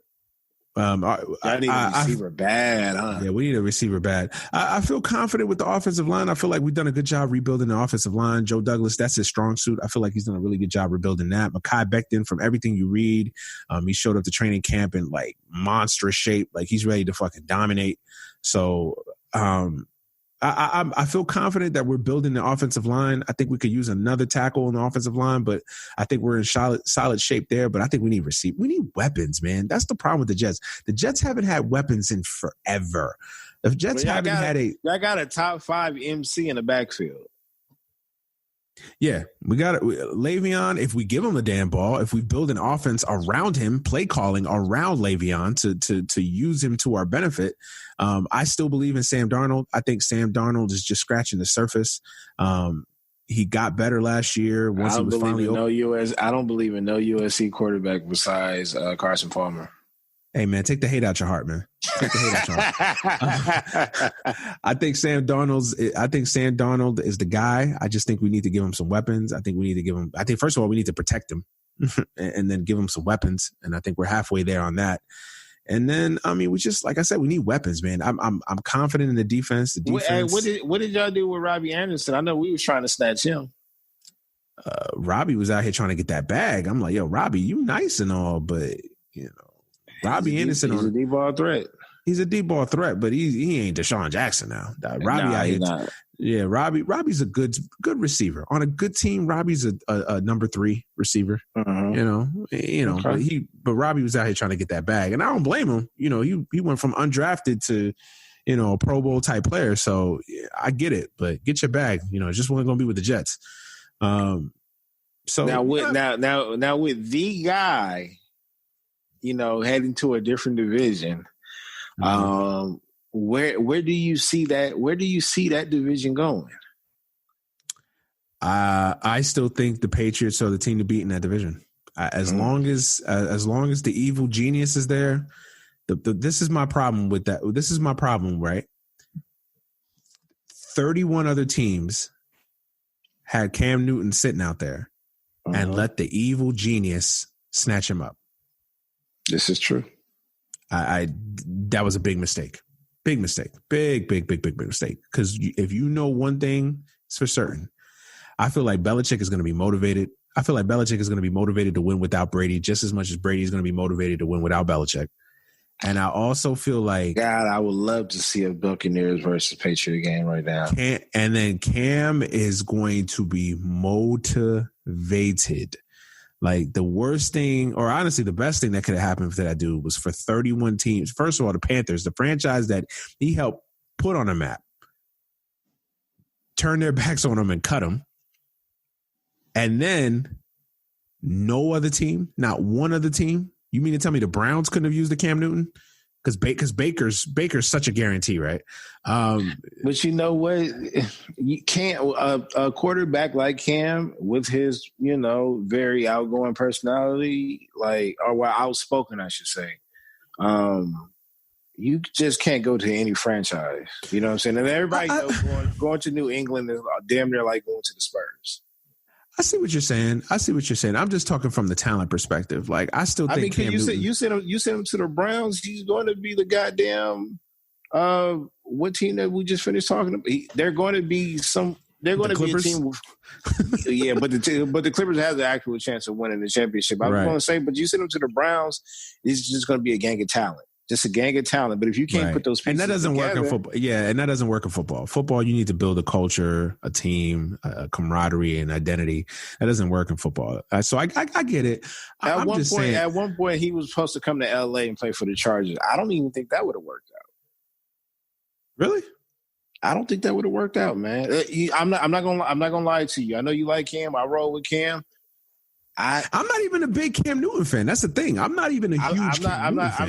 I'm not a huge Cam Newton fan either. I feel like Cam needs to change his game a lot. Like I feel like he can't be out here trying to be, the Cam Newton of old, because that's where all these injuries have come. I mean, Cam Newton just has taken a beating for his entire career. Yeah. So I think he needs to change his style of play. And I think he went to the perfect coach to do that, because Belichick is going to sit him down and be like, yo, you got to be smart.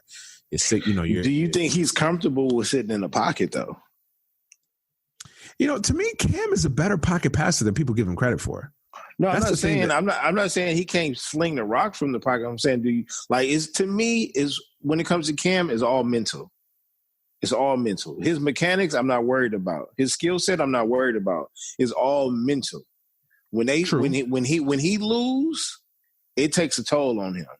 It ain't one of those, we'll pick it up next week. He really takes it to the heart. That's the part that I'm not sure of. And that's probably why those other 31 teams was like, I might not need that, because they're, depending on who really needed a quarterback.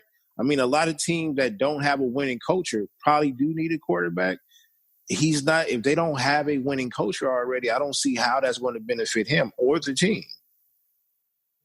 You're right. I mean, look, I'm not saying that all 31 teams or all 32 teams could have used the Cam Newton, but I could give you at least 5 or 6 of them that Cam Newton would have been an instant upgrade over their quarterback situation, even if you bring him in as a backup. And I know he would have been an upgrade playing for my Raiders, and I love Derek Carr, but at the same time, looking down toward the future, like I'm concerned about Cam. I really am. Look, I think Cam, I think he just went to the right situation. I really do. I think he went to the right situation in the right area. I think that he's going to come in there. I think he's going to be motivated as hell. I think Cam has always been one of those guys that responds with a chip on his shoulder. I feel like he's one of those guys that's going to do the same thing here. I think he's going into the perfect situation with Bill Belichick. Bill Belichick is the only coach that I think can command a room that Cam Newton resides in. I think that Cam Newton's not going to be able to Bigfoot a Bill Belichick.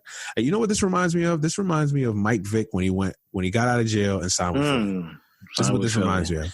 And they had 3 quarterbacks. Was it 2 or 3 quarterbacks over there? Well, the Donovan was still there, wasn't he? Yeah. They had Donovan, him, and Vince Young at one point. And I think the immortal Kevin Cobb. Remember him? That guy that the NFL for like 2 years tried to tell us was the second coming. I knew that shit wasn't going nowhere. But that's what that reminds me. I think this is what it reminds me of, man. I think I really do. Look, Buffalo's a good team. I think Buffalo. I still don't trust Josh Allen though. I don't. Josh Allen is my guy. That is what. That's my guy. He's trash. He could play. Okay, trash is strong. He's okay. He could play, but he's not hyping Josh. Now, well, this is the thing. I don't think they overhype him like that. Yeah, I think he's a solid. I think he's a solid quarterback. They want to make Josh. They want to make Josh Allen happen so bad, bro. I'm just like, bro. I mean. He's a young kid, man. He's a young kid. I will say that coach is a hell of a coach. That Buffalo coach is a hell of a coach. He is a hell of a coach. That guy impresses me. He changed that culture quick. Changed that culture around. One without talent. Now they're getting some talent and they're still winning. That's a hell of a coach over there. Buffalo's doing it right. I think New England are going to be. Josh Allen got a receiver over there.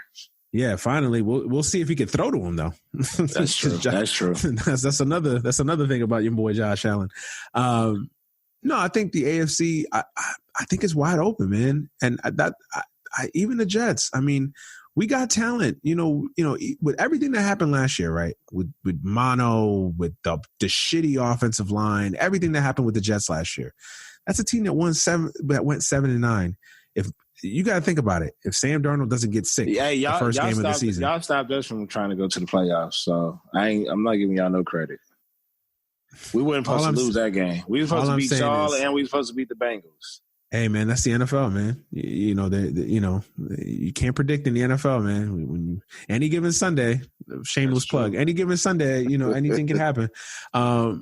Look, I think the Jets are close. I still think we're a year away. I still think we're like a year away. I think the Jets this year, if the Jets come away this year with Sam Darnold taking that next progression as a quarterback with you really got a lot of stock in him, huh? You trying to make that happen. Sam is nice. No, look, I'm not sitting here telling you that Sam Darnold is going to be a Hall of Famer, that we're going to build plaques of Sam Darnold in Canton. No, I'm not saying that. I like what I see. I've liked him since college. I think the kid has talent. I think he has something. I think he has that it, whatever that it is, he has it. I'm not ready to tell you that he's gonna be a Hall of Famer. I'm not ready to tell you he's gonna be Aaron Rodgers. I'm not gonna say that. For all I know, this man could come out here next year and throw 10 interceptions in the first 2 weeks, and there goes Sam Darnold. But I think he's got talent, man. I will go to my grave believing that Sam Darnold was the best quarterback in that hyped quarterback class a few years ago. I thought he was better than Baker Mayfield. I think Baker Mayfield is a bust. He's gonna be a bust. I don't think Baker Mayfield is a legit big time NFL starting quarterback. I'll still debate anybody who wants to debate me on this. The Browns should have picked Sam Darnold. The Giants should have picked Sam Darnold. Josh Allen can play, but he's not. Now, take this for a grain of salt, because I thought Josh Rosen was going to be a beast. So, what? I thought Josh Rosen was going to be a beast, man.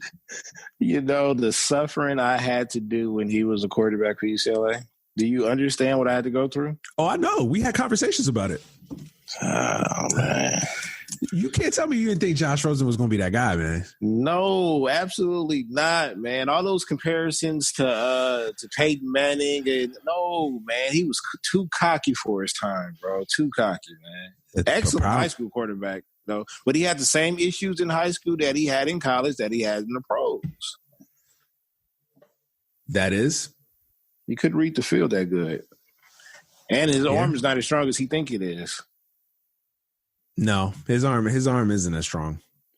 But I always thought I always felt like he had an intangible. Like I always liked something about him. And he had a great freshman year. He had a great freshman year. Y'all should have did more of that freshman year with him. Oh man. I was going to say, I always thought the death of him was his injuries. I always thought that he just was really injury prone. Oh well, yeah, shit. I mean, that's with anybody. but as a quarterback though, that's kind of a it's not a good look. It's not a good look as a quarterback. No, yeah, for sure, especially in the pros. Yeah, but I thought Rosen was going to be that dude, man. So take my opinions on quarterbacks with a grain of salt. But I'm usually right about quarterbacks, man. The one dude that I'm still taking L's, the one dude that I am taking L's on still to this day is Mahomes. I thought Mahomes, I just didn't see it. I didn't see the hype with Mahomes, bro. I was like, yo, you picking this dude from Texas Tech? Like, when's the last great Big 12 quarterback to play in the NFL? I'm like, yo, niggas are still sending me receipts about this. Yeah, you're gonna have to take that one, man. Hey, you know, it's nothing I can do about it because I got to see him twice a year, every year. To be fair, I don't think anybody knew Mahomes was going to be this Mahomes. Oh no! In your defense, nobody knew. Nobody's going to act like they knew. I call bullshit on anybody who said that they knew Mahomes was on track to be top 3 quarterbacks in the history of the NFL. Like, ain't nobody know that shit. Now, to be fair, Mo. No, I was going to say, to be fair. Go ahead. No, I was going to say, to be fair, he ended up going to a terrific situation. Like, there's no young quarterback that probably ever went to a better situation than Patrick Mahomes. Right. Agreed. But the cats that you think that's going to say that they knew about him is probably the same ones that said they probably knew about Brady. Yeah. Like, man, Cats is killing me now. Oh, we knew Mahomes was going to be that dude. No, you didn't. No, you didn't. Get out of here. This dude was under 500 at Texas Tech. His coach got fired. Ain't nobody know Patrick Mahomes was going to be this dude. Come on. That offense, though. A lot of teams in the league tried to adapt that offense, though. That team is a cheat code, bro. That shit, it makes me mad. Just like, man, how the hell do y'all just have this much talent? And you got to think about it. They probably, and they're not even without probably their best, most talented player, Kareem Hunt, because I thought Kareem Hunt was a monster for them. He was. And this nigga had to go fucking psycho, had to go Mike Tyson on niggas. Damian Williams said he's not playing, though. Yeah, but they got Edwards-Helaire, though. Edwards-Helaire is nice. Yeah, that's true. I can't even talk about football right now, though, man, because I don't know. Are we going to have a season, my nigga? I mean, look, I'm still getting my my fantasy football emails sent to me. So Cats is optimistic. The commissioner's out there is like, yeah, we definitely having a season. So I don't know. I think we're gonna have a season. I think if there's any league that don't give a damn about safety, but how are they going to control? How are they going to control that, though? Bro? Like, we just seen what happened down there in Florida with the baseball team. Like, the Marlins. Did you hear about the Marlins? Yeah, the Marlins. No, I know not the results, but like what they were doing. Apparently, the Marlins was, during the summer camp, these niggas was out here going to strip clubs and shit. Oh no, I didn't hear about that. Allegedly, I don't want to get sued. Allegedly. No, that makes the Lou Williams thing look even worse. Oh yes. God, bro, because it doesn't make any sense, bro. Out of all the 30 major league teams, the Marlins are the only team that have been infested with COVID cases, bro. They had to be doing something. They had to be.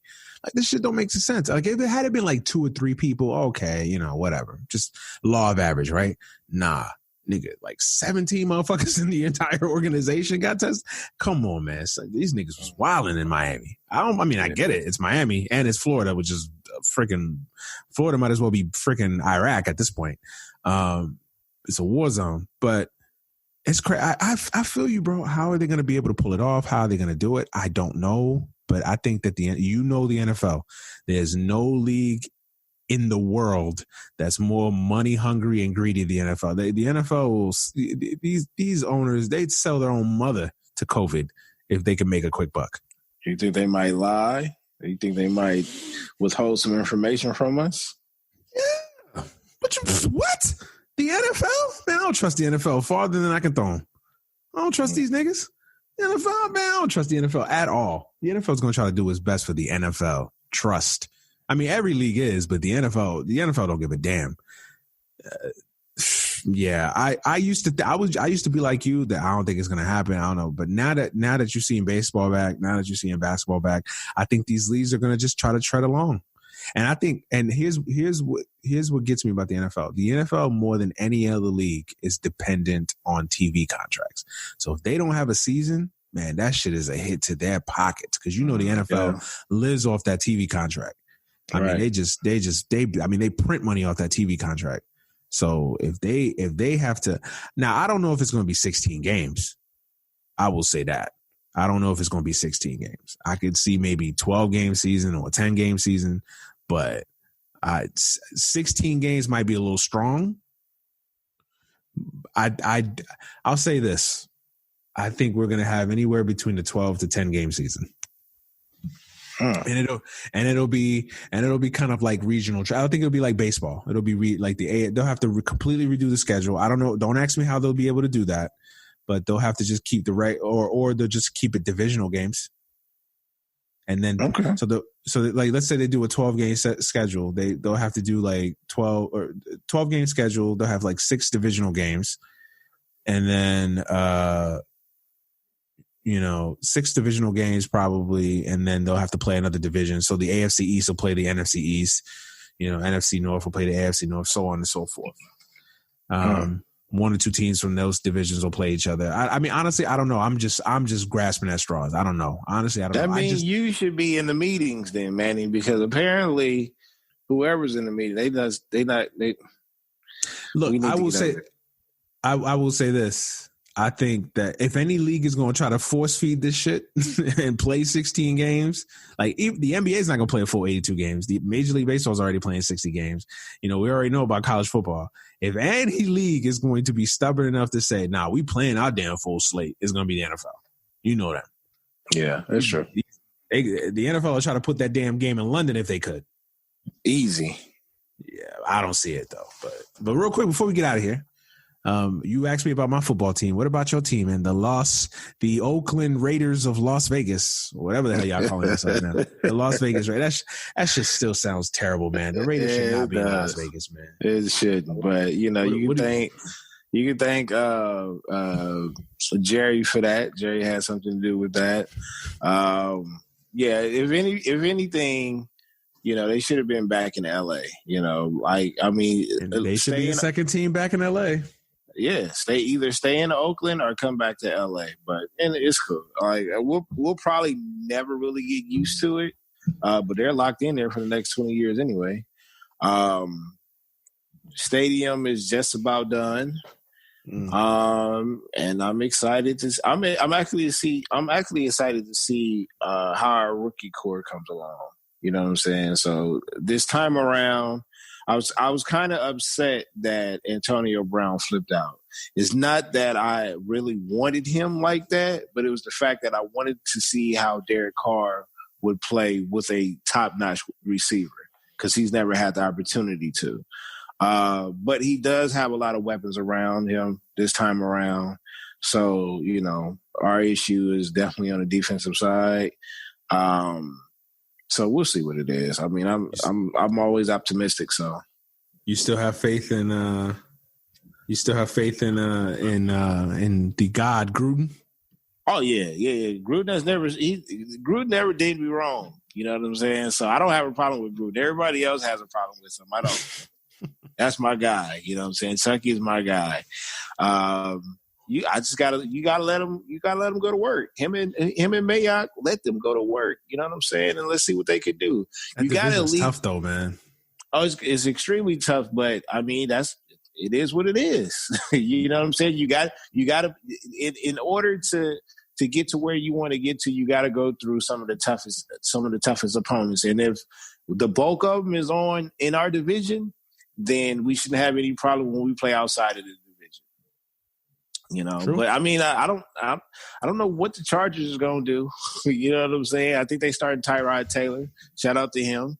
I hate Denver. Everything about Denver. I was just about to ask you. Do you buy and sell in Denver? Just because I hate them don't mean I don't respect them. Denver might low key have a squad, bro. Denver got a squad. They just got to put it together. You know what I'm saying? They had a squad. I don't know about Fangio as a coach, but yeah.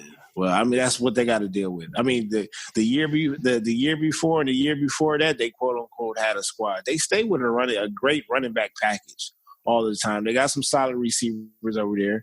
The quarterback, I'm not going to lie. He has one clip that went viral because he was dancing to Jeezy on the sideline and reciting every word. That's cool. And he beat us. I guess that's their quarterback. I mean, I remember when what was his name? Trevor Simeon? He was supposed to be their franchise quarterback. So we'll see. I hope they fail. I hope they fail. I'm sure you do. I'm sure you do. Oh man, yeah, that was interesting, man. They building a squad. I don't know about the quarterback just yet. Although I like him. I don't know. I'm not ready to anoint him just yet. It's hard. It's hard to find a quarterback though, man. And you know it. Who you tell? Yeah, who you tell? That's the story of my life, nigga. Look, we technically got the second best quarterback in the AFC West, and that's not really saying much. You know what I mean? So I like the Chargers roster, and I like Anthony Lynn. I don't know. I just don't know what to make of that team. Yeah, I do like Anthony Lynn, man. That's the crazy part. Is like I want him to win, but I don't need him to. Are you shocked they got rid of Rivers that quickly? No, it's and you know what? It wasn't until the last couple of years that I've actually just said I respect Rivers. Like Rivers is one of my favorite quarterbacks now because I hated him his whole career. But I respect Rivers, man. But it's time to hang it up. It's time to hang it up. Not from that perspective. It just felt like, damn, he had a bad year and boom, cut him. Like, damn, that's that. I don't know. Like, usually with these like iconic franchises, you give them a little bit more rope. But damn, they didn't do that with Eli. They didn't do that with Eli, and Eli brought them to what?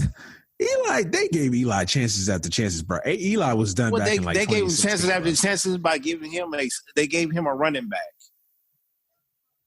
They paid him back with a running back. And that was it. Man, Eli, I know Eli won the Super Bowls, but they gave Eli way too many.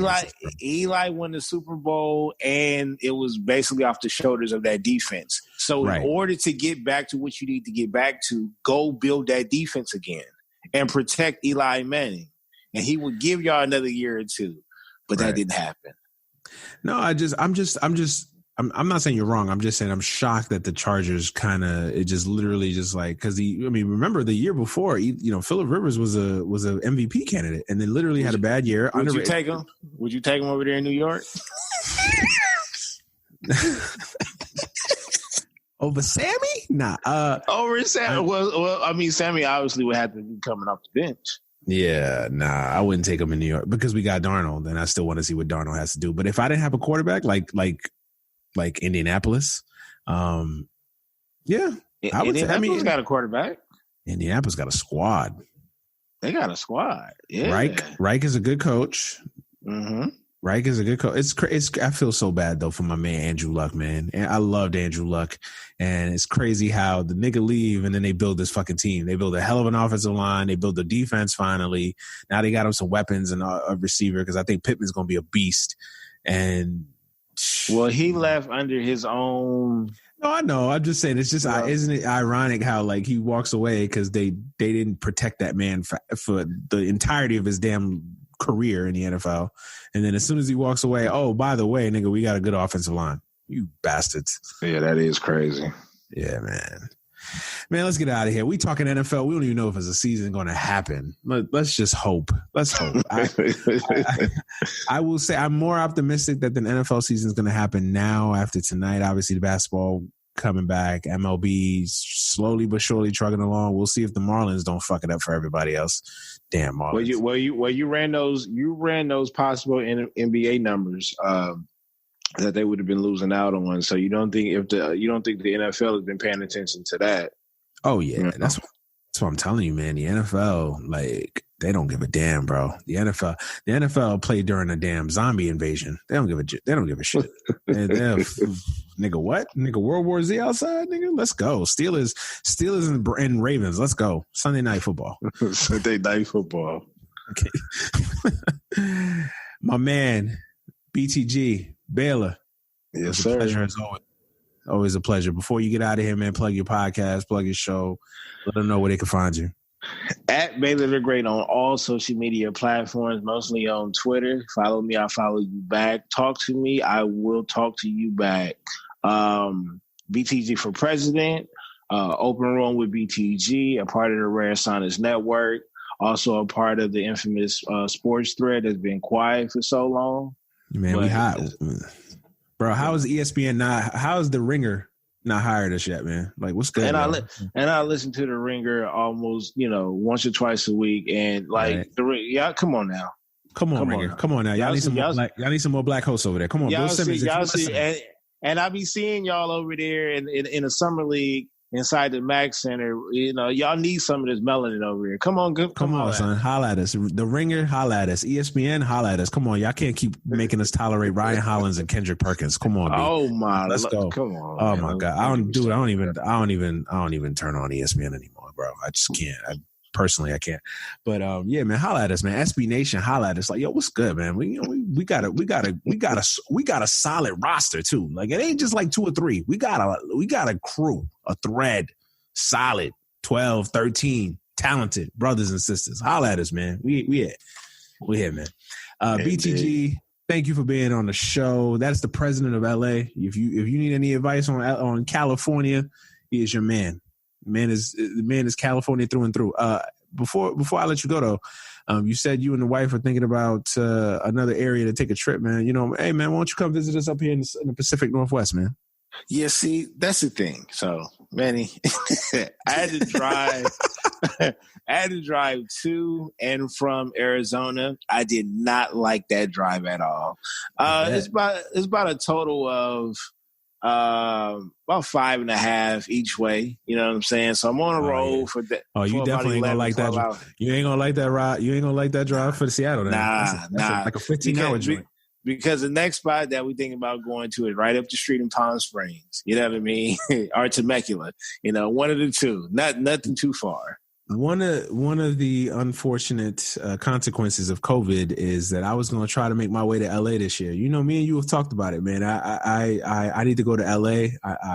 I'm almost embarrassed to say that I've lived on the West Coast now almost 12 years, and I've still yet to visit California. Oh, that's crazy right there. Yeah, man. I know. That's crazy. You might as well just take that risk. You know what I mean? I might as well just move. Like, nigga, if this podcast shit blow up, man, and these funds start to add up a little bit better, nigga, I might have to move. Hey, it's enough space out here. Traffic is ugly, but oh man, yeah, I know. The traffic thing might kill me though. I don't know how y'all niggas do that shit, but that traffic. You get used to it. Yeah, I get used to it by not living there. That's crazy. Yeah, man. Thank you for being on the podcast, man. Everybody, I know it's been a hiatus. Everybody's been wondering where the show's been at, man. You guys know I usually take a little summer vacation, a little break. So I did that. Plus, we also had some, full disclosure, I also had some COVID-19 scares in the family. So I had to get right for a couple weeks. Wifey's good. She came in contact with somebody, had to quarantine herself. So just making sure that was good and just taking a hiatus, man. Sometimes it's good for the creative spirit to get away, to hit the pause button for a second and just kind of just take a break, but we back. And now that sports are coming back, we back for sure. So yeah, man, I'm glad to be back. Glad to have an episode out. We're going to put this out here in the next few hours. As always, thank you for my man Baylor for being on the show. Shout out to the thread. Shout out to everybody. Shout out to all you guys, the listeners. Without you guys, there is no podcast. I say that always. You guys know where to follow us at AGS Pod on Twitter, AGS Podcast on Instagram. Follow me on Twitter at @Manuel Brown. Follow me on Facebook, Manuel Brown. Instagram, Manuel Brown. Snapchat, MannyBro15. We out here, man. Till the next episode of the podcast from my man BTG. I am Manny Brown. We are out of here. Peace.